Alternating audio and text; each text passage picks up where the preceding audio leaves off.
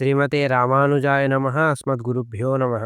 మానాతీత ప్రథిత విభవే మాననీయే మహార్హేః మాధుర్యేణ ప్రతిహత సుధా వైభవైః సూక్తిసారైః పద్మాభర్తు ప్రకటిత మహోదార సామ్రాజ్యసిమ్ని శ్రీమద్ రామానుజమునివదే మోదతాం మానసం మే.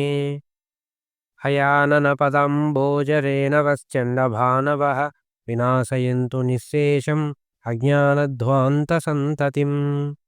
నేటి పాసురము మారిమలై ముహంజిల్ మన్ని కిడందురంగుం సీరియ సింగమరివుత్తు తీవిరిత్తు వేరిమயிர் பொங்க எப்பாடும் பேருந்துதறி மூரினிமிர்ந்து முழங்கி புறப்பட்டு போதருமா போலே நீ பூவை பூவண்ணா உன் கோயில் நின்றிங்கனே போந்துரளி போப்புடைய சீரிய சிங்காசனத்திறந்து யாம் வந்து కార్యమరాయింద్ అరుళేలోరెంపావాయ్.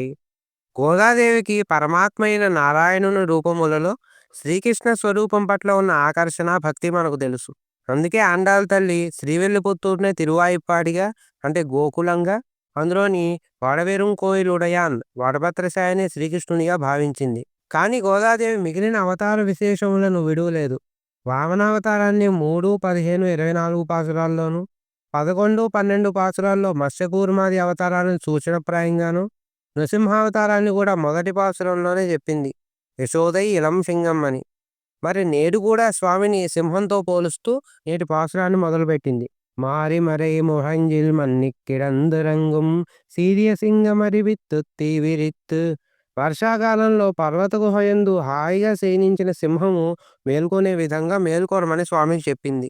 ఈ విధంగా స్వామిని సింహముతో పోల్చాలి అని గోదాదేవికి ఎక్కడి నుంచి ఆదర్శం వచ్చి ఉండవచ్చు అంటే, శ్రీమద్భాగవతంలో రుక్మిణీదేవి అగ్నిజ్యోతనుని ద్వారా కృష్ణునికి రాసిన లేఖలో చెబుతుంది. కాళే నృసింహ నరలోక మనోభిరామం. నాకు ఇష్టమైన వాడు నరులలో సింహమైన కృష్ణుడని చెబుతుంది. ఆ విధంగా జగన్మాత అయిన రుక్మిణీదేవి పదంలోనే గోదాదేవి కూడా నీవు పర్వతాదివ నిష్క్రమ్య సింహ గిరి గుహాశయ. వర్షాకాలంలో చాతుర్మాస్యం చేసి పర్వత గుహ నుండి మలై మురంజిల్ మన్ని కిడందురంగుం ఠీవిగా శయనించిన సింహము నిద్రలేసినట్టు రమ్మని చెబుతుంది. సింహము ఎందుకు ఠీవిగా శయనిస్తుంది అంటే, వేరే మృగములన్నీ తననేమీ చేయలేవు అన్న ధీమా ఉంటుంది కాబట్టి. అలాగే ఒకవేళ వచ్చినా ఒక గర్జనతో అవన్నీ తమ స్థానాలకు పారిపోయేలా చేయగలదు కాబట్టి. శిశుపాలుడు కూడా రాజసూయ యాగంలో కృష్ణుడికి అగ్రతాంబూలం ఇచ్చినప్పుడు దూషిస్తూ ఉంటే మిగిలిన రాజులు సైతం తిరగబడాలి అనుకున్నారట. కానీ ఒక్కమారు స్వామి తన సుదర్శనంతో గర్జించేసరికి శిశుపాలుని ప్రేరేపించిన దుర్యోధనునితో సహా అందరూ తమ స్థానాలకు వెళ్ళిపోయారు. వేరి మయర్ పొంగ ఎప్పాడుం పేరెందుదరి. గొప్పదైన వెంట్రుకల స్వరూపంతో నలుప్రక్కల దేహాన్ని దులిపి సింహగతిలో రమ్మని చెబుతుంది. సింహం నేరుగా త్రోవలో నడవదు. ఒకమారు కుడివైపు ఎడమవైపు చూసి ఆ తర్వాత నేరుగా త్రోవలో నడుస్తుంది. దీన్నే సింహగతి అంటారు. ఈ విధంగానే శ్రీరంగంలోని ఉత్సవమూర్తులకు కూడా పంబెరుమాళ్ళు అంటారు ఆ స్వామిని. ఆ స్వామిని ఊరేగించేటప్పుడు కూడా ఆలయం నుండి నేరుగా బయటకు రారు. ఒకమారు కుడివైపు ఒకమారు ఎడంవైపు మరల కుడి ఎడమలకు తిప్పి అప్పుడే నేరుగా ఊరేగిస్తారు. దీన్నే సింహగతి అంటారు. అందుకే రామాయణంలో గజసింహగతి వీరౌ శార్దూల వృషభోపమౌ. వాల్మీకి రాముని యొక్క నడకను 4 విధములుగా పోలుస్తాడు, గజ సింహ శార్దూల వృషభములతోనూ. శ్రీరంగంలో మరొక విశేషం కూడా ఉంది. మరి రాముడు పెరుమాళ్ళు అయితే రంగనాథుడు రాముని చేత పూజింపబడ్డ పెరియ పెరుమాళ్ళు కదా, అందుకే ఇంక మరొక గతి కూడా ఉంది. అది సర్పగతి. సర్పం ఏ విధంగా తన శరీరం అంతా దగ్గరకు తీసుకొని విలప్రవేశం చేస్తుందో, అలాగే స్వామి ఆలయంలో తిరిగి వస్తున్నప్పుడు ఈ సర్పగదిలో తీసుకువెళతారు. మూరి నిమిరిందు ముహంగి పురపట్టు పోదరుమా పోలే.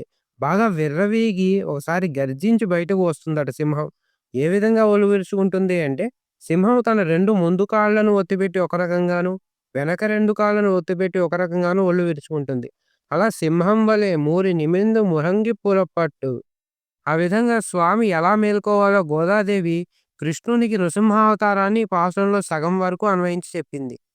ఇప్పుడు అలా లేచి వచ్చిన స్వామి ఏమి చేయాలి అంటే, నీ పూవై పూవಣ್ణ ఓ గానుగ పువ్వు వంటి శరీర ఛాయ కలిగిన వాడా, ఉన్ కోయిల్ నేను రింగనే పోందురలి కోప్పుడయ్య సీర్య సింహాసనత్తిరిందు యాంబందు కార్యమారాయిందు అరుల్ ఎలోరెంపావాయ్. నీవు నీ గృహము నుండి వచ్చి నీకు జయసూచకమైన నీ సార్వభౌమత్వాన్ని నిరూపించే శ్రేష్టమైన సింహాసనంపై కూర్చొని యా మందు కార్యమారాయింద్ అరుళ్ మేము వచ్చిన కార్యాన్ని విచారించి మాకు కృప చెయ్యి అంటుంది. గోదాదేవికి స్వామి శయ్య మీద నుంచే ఏదో ఒక సమాధానం చెప్పడం ఇష్టం లేదు. స్వామి పడక దిగి సింహాసనముపై సెంగోలుடைய తిరువరంగచ్చెల్వన్ అని నాట్య తిరుమతిలో చెప్పినట్లు సెంగోల్ అంటే సువర్ణ రాజదండం. రఘనాథుడు ఆ రాజదండాన్ని ధరించి సింహాసనముపై కూర్చొని చెప్పిన దానికి తిరుగు ఉండదు. అందుకే నీవు కూడా అలా వేయించేసి మా కార్యాన్ని మేమెందుకు ఈ వ్రతం చేశాము, మాకు ఏమి కావాలో విచారించు.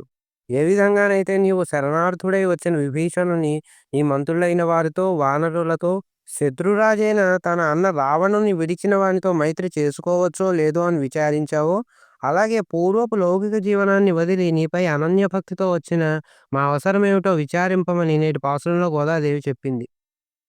పాసురం పూర్వార్థంలో నృసింహావతారాన్ని, ఉత్తరార్థంలో రామావతారాన్ని సూచిస్తుంది గోదాదేవి.